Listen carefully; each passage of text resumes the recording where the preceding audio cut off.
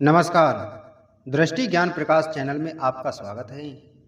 क्या होगा अगर मैं आपसे कहूं कि आप आज तक भगवान से धन मांगने की जो विधि अपना रही थी वह पूरी तरह से गलत थी।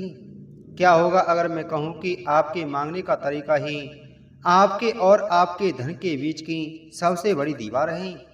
आप सोच रहे होंगे कि यह कैसी बात है, हम तो पूरी श्रद्धा से प्रार्थना करते हैं। लेकिन आज मैं आपको एक ऐसा रहस्य बताने जा रहा हूं जिसे जानने के बाद आप मांगना छोड़ देंगे और ब्रह्मांड की शक्ति आपको वह सब कुछ देने पर विवश हो जाएगी जिसकी आप कल्पना करते हैं। दोस्तों, लिख कर देता हूं, बिन मांगे भगवान आपको जबरदस्ती धन देंगे।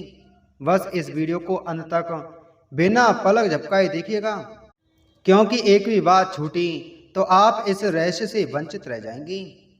दोस्तों, कल्पना कीजिए, एक व्यक्ति रोज मंदिर जाता है, घंटों पूजा करता है और आंखों में आंसू भरकर भगवान से कहता है, हे प्रभु, मुझे धन दो, मेरी गरीबी दूर करो, मुझ पर कृपा करो। उसकी भक्ति में कमी नहीं है, उसकी जरूरत सच्ची है, पर फिर भी उसकी झोली खाली ही रहती है। वही एक दूसरा व्यक्ति है जो शायद कभी कभी ही मंदिर जाता है, लेकिन उसका घर धन धान्य से भरा है। ऐसा क्यों? क्या भगवान पक्षपात करते हैं? नहीं, बिल्कुल नहीं।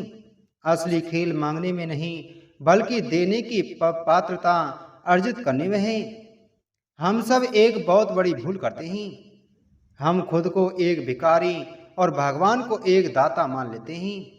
हम याचना की ऊर्जा, कमी की ऊर्जा ब्रह्मांड में भेजते हैं, और जब आप कमी की भावना से कुछ मांगते हैं तो ब्रह्मांड आपको और ज़्यादा कमी ही देता है, क्योंकि आपकी ऊर्जा वैसी है।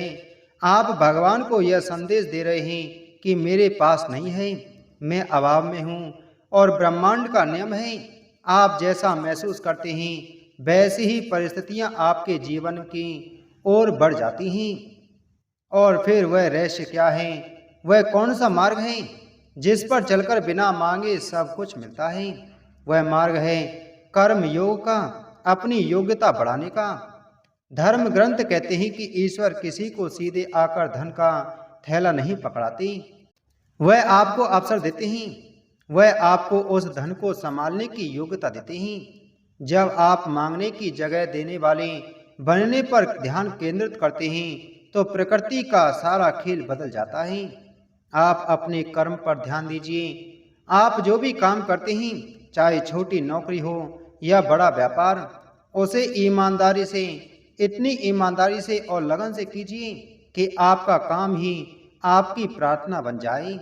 जब आप अपने काम के माध्यम से दूसरों के जीवन में कोई मूल्य जोड़ते हैं, किसी की सहायता करते हैं, तो आप धीरे धीरे ब्रह्मांड के खाते में पुण्य जमा कर रहे होते हैं। और यही वह गहरा रहस्य है जिसे हम दृष्टि ज्ञान प्रकाश पर आपके लिए उजागर करते हैं।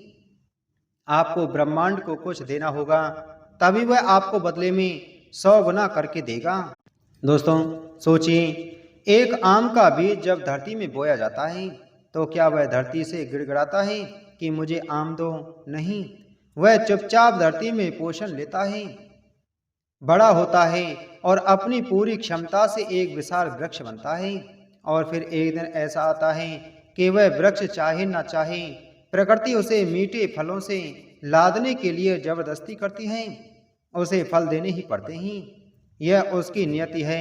ठीक उसी तरह जब आप मांगने के बजाय अपने आप को काबिल बनाने में लग जाते हैं, अपनी योग्यता बढ़ाते हैं, अपने कर्म को पूजा बना लेते हैं और दूसरों की भलाई का भाव मन में रखते हैं, तो आप उस आम के पेड़ की तरह बन जाते हैं।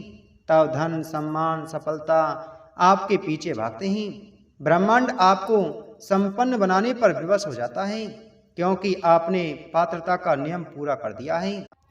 आपको मांगना नहीं पड़ता, आपको जबरदस्ती दिया जाता है। यह कर्म का अटल सिद्धांत है। अपनी प्रार्थना को बदलिए।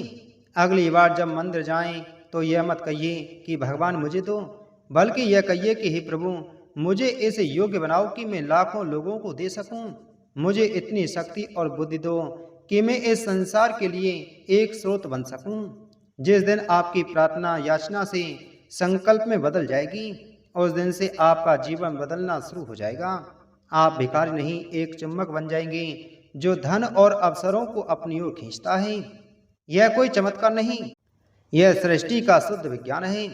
तो आज से मांगना बंद और बनना शुरू कीजिए। अपनी क्षमताओं को बढ़ाइए, अपने कर्म को निखारिए और फिर देखिए कैसे बिन मांगे भगवान आपको सब कुछ देते हैं जिसके आप सच में हकदार हैं।